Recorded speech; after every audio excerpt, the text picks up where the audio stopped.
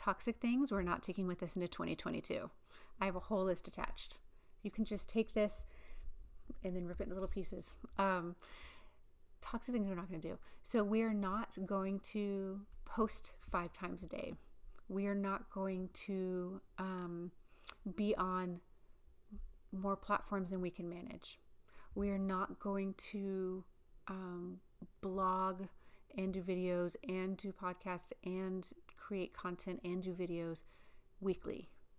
We are not going to create content for the sake of creating content. We are not going to try to copy every trend that comes through, dancing video trend. We are not going to chase trends. We are going to instead do positive things. Okay? We're going to focus on the main 2 platforms that work for you and your audience. And I'll get into that piece later. The main 2.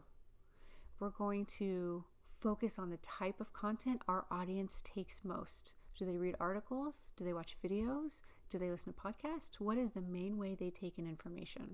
And then we're going to take that and simplify down how we reutilize the content that we created for them. So we're not doing it from scratch every time.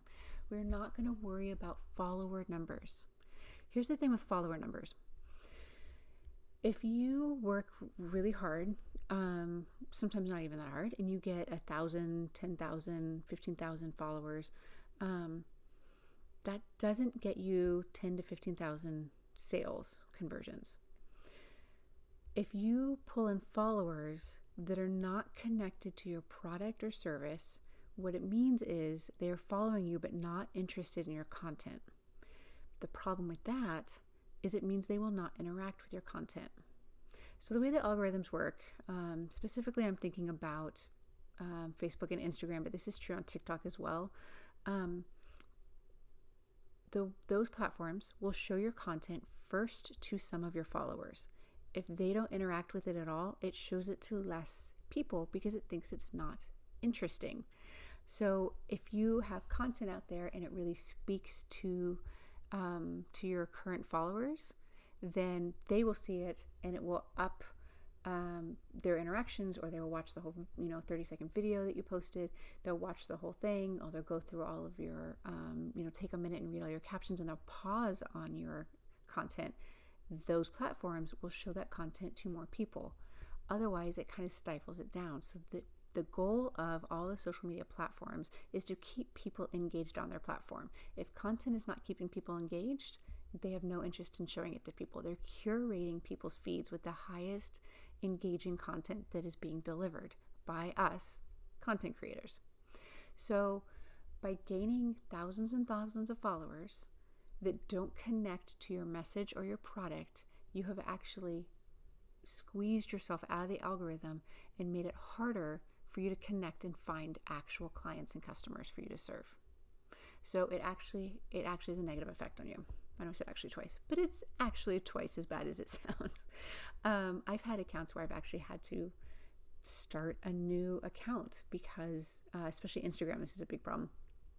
They had so many followers that were just follow for follow, or let's all support each other, and which is conceptually really sweet.